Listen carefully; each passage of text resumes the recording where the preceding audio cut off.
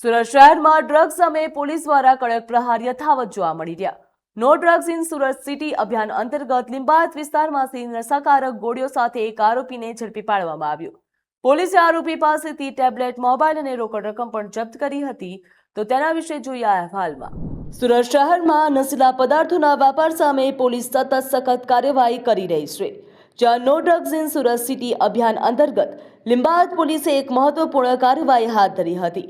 ગુપ્ત બાતમીના આધારે પોલીસે લિંબાયત વિસ્તારમાં દરોડા પાડીને એક શંકાસ્પદ વ્યક્તિને ઝડપી પાડ્યો હતો. તપાસ દરમિયાન આરોપી પાસેથી કુલ 70 નશાકારક ટેબ્લેટ મળી આવી હતી.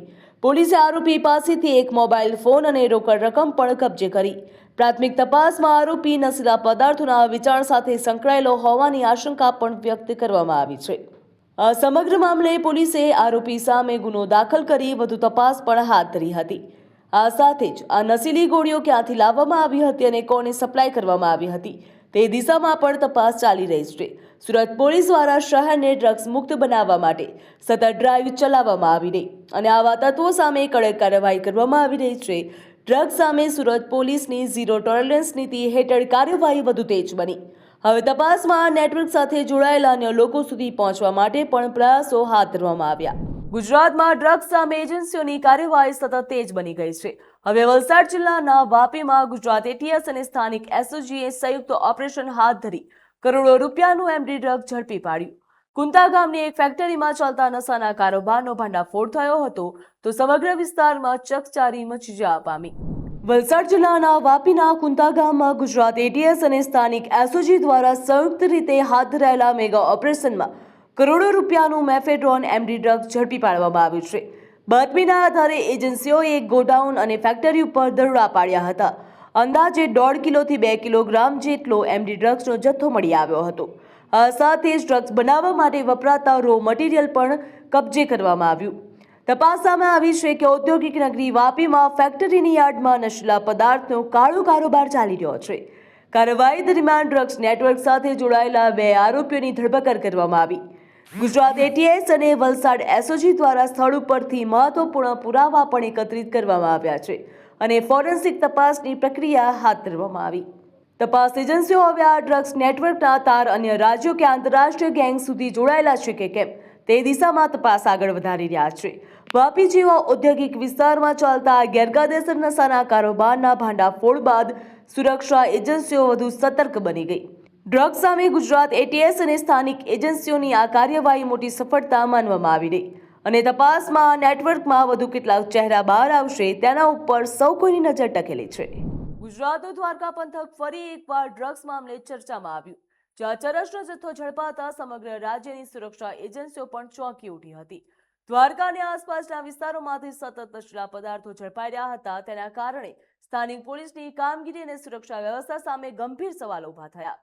અતિ સંવેદનશીલ ગણાતા આ વિસ્તારમાં ડ્રગ્સ માફિયાઓ કેવી રીતે સક્રિય બન્યા તે હવે ચર્ચાનો વિષય બન્યો.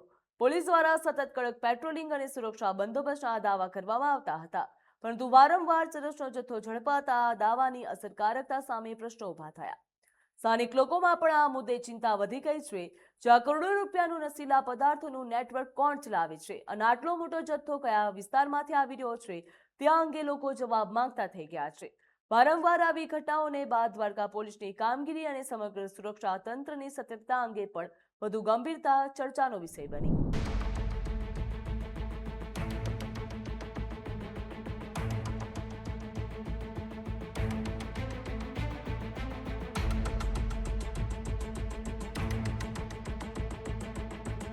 અમદાવાદના ઇન્ટરનેશનલ એરપોર્ટ ઉપર કસ્ટમ વિભાગ અને એર ઇન્ટેલિજન્સ યુનિટને મોટી સફળતા પ્રાપ્ત થઈ હતી. જ્યાં બેંકોકથી આવેલી ફ્લાઇટમાં લાવવામાં આવેલા 20.366 કિલોગ્રામ હાઇબ્રિડ ગાંજો ઝડપાયો હતો. એરપોર્ટ સુરક્ષા એજન્સીઓ સતર્ક બની ગઈ હતી. માહિતી મુજબ ડિરેક્ટર ઓફ રેવન્યુ ઇન્ટેલિજન્સને ચોક્કસ બાતમી મળી હતી. તેના આધારે કસ્ટમ એર ઇન્ટેલિજન્સ યુનિટ દ્વારા ખાસ વોચ ગોઠવવામાં આવી હતી. તપાસ દરમિયાન એક પેસેન્જરની ટ્રોલી બેગની તપાસ કરતા તેમાં કુશળતાપૂર્વક છુપાવવામાં આવેલા ગાંજો મળી આવ્યો હતો. તો પોલીસે તરત જ સમગ્ર જથ્થો કબજે કર્યો હતો અને મુસાફરની પણ ધરપકડ કરી હતી. પ્રાથમિક તપાસમાં આંતરરાષ્ટ્રીય ડ્રગ્સ નેટવર્ક સાથે જોડાણ હોવાની આશંકા વ્યક્ત કરવામાં આવી. જ્યાં કસ્ટમ વિભાગે એનડીપીએસ એક્ટ હેઠળનો ગુનો દાખલ કર્યો હતો અને આગળની તપાસ પણ ડીઆરઆઈને સોંપવામાં આવી છે. તો હવે તપાસ એજન્સીઓ આ ગાંજો ક્યાં પહોંચાડવાનો હતો તેની પાછળ કોણ કોણ સંકળાયેલા છે અને કયું મોટું નેટવર્ક કાર્યરત છે, કેમ કે તે દિશામાં હાલ તપાસ આગળ વધારવામાં આવી.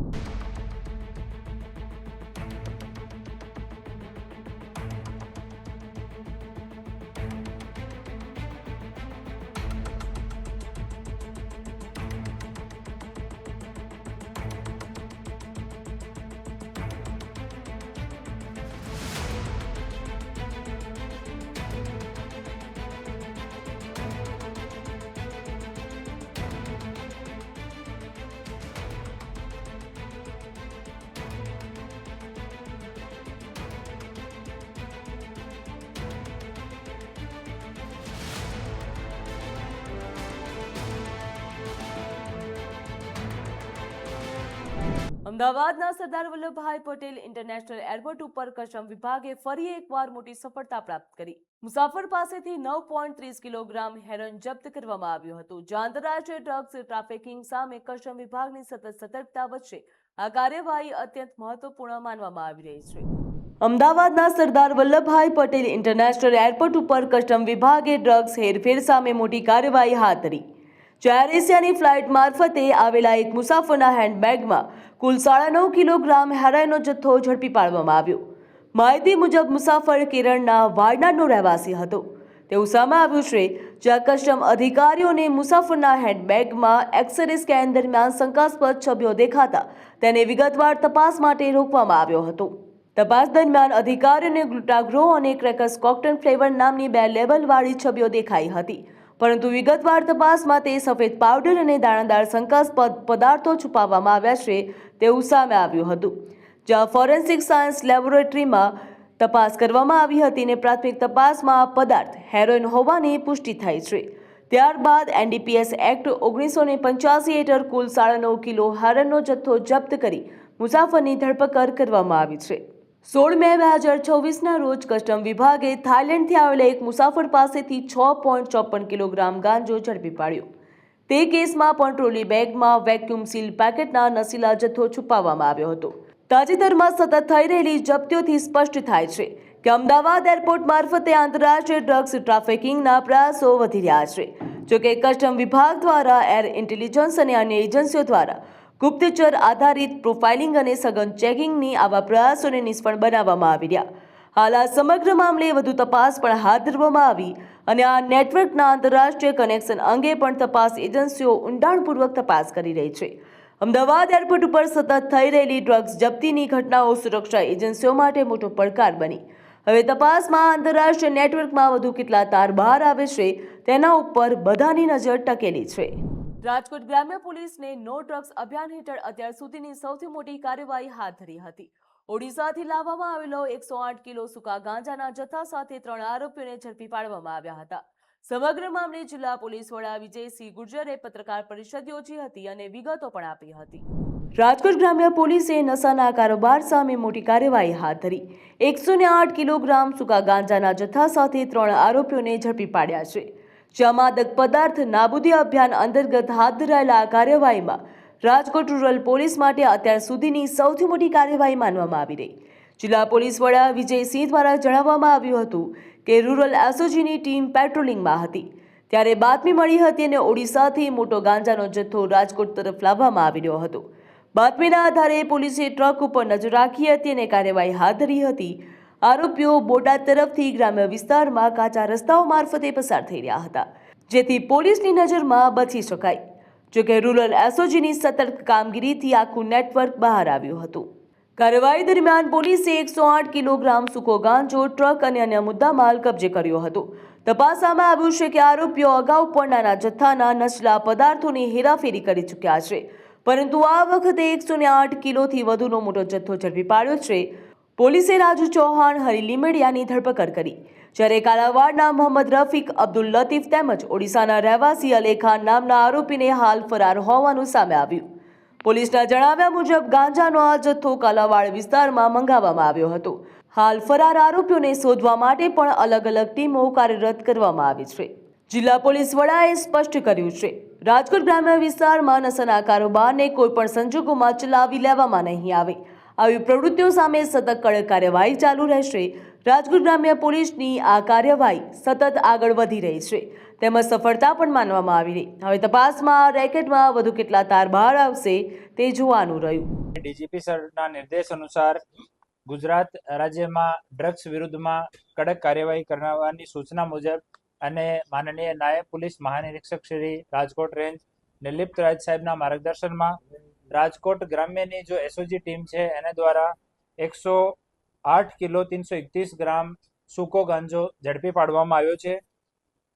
ગઈકાલે સાંજે 6:30 વાગ્યા અમારી એસઓજીની ટીમમાં કાર્યરત હેડ કોન્સ્ટેબલ વિજયભાઈ વેગડ અને કોન્સ્ટેબલ ચિરાગભાઈ કોઠીનાર આને સૂચના મળી કે એક ટ્રકમાં ગાંજાનો મોટો જથ્થો આવી રહ્યો છે બોટાદ બાજુથી. તો આ ટ્રકને રોકવામાં આવ્યો અને આ ટ્રકમાં 3 માણસો હાજર હતા. કાદર શાહ ઉર્ફે કાદર બાપુ રહેવાસી કાલાવાડ જામનગર, નરેશ ઉર્ફે હરી રહેવાસી રાજપરા બોટાદ અને રાજુભાઈ ઈશ્વરભાઈ ચૌહાણ રહેવાસી રાજપરા બોટાદ.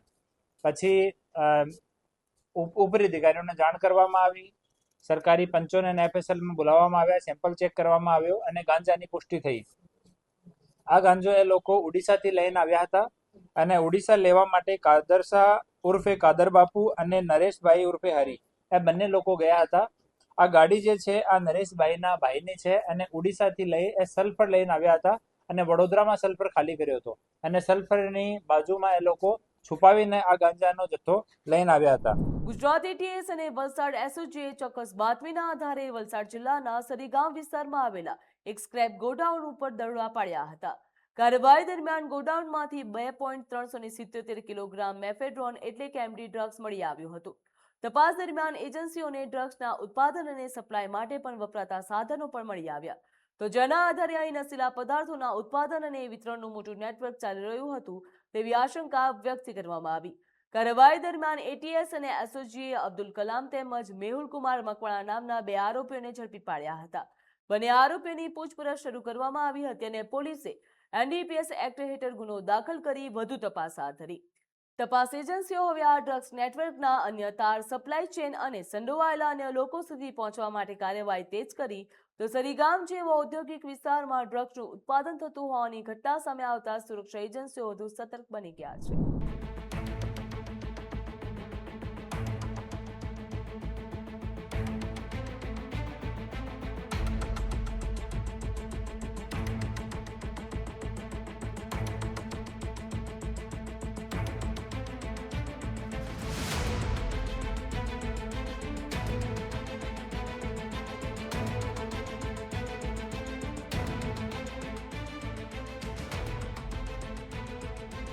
भारत सरकार और गुजरात सरकार की ड्रग्स के सामने ज़ीरो टॉलरेंस की नीति के अनुसार गुजरात एटीएस काफ़ी बार ये पहले भी ये ड्रग्स के खिलाफ एक्शन ले चुकी है, अभी भी जारी है. ये जो ड्रग्स टॉलरेंस ज़ीरो टॉलरेंस नीति है उसी के अनुसार हमारे गुजरात एटीएस के डीवाईएसपी श्री एसएल चौधरी साहब को इन्फॉर्मेशन प्राप्त हुई थी कि एक राजेश मौर्य और मेहुल मकवाना करके है जो वापी में एक बंगाल के उसमें ये लोग ये नारकोटिक्स जो प्रतिबंधित ड्रग्स है उसको प्रोडक्शन करते हैं और बेचते हैं.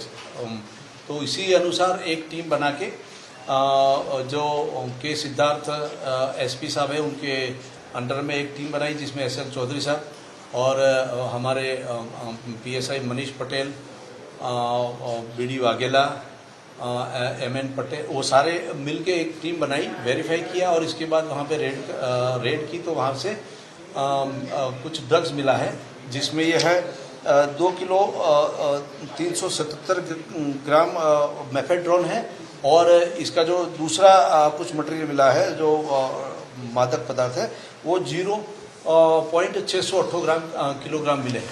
और इसमें से हम जो 2 वहाँ पे पकड़े गए हैं मुलजिम जो है एक अब्दुल कलाम और दूसरा है मेहुल मकवाना.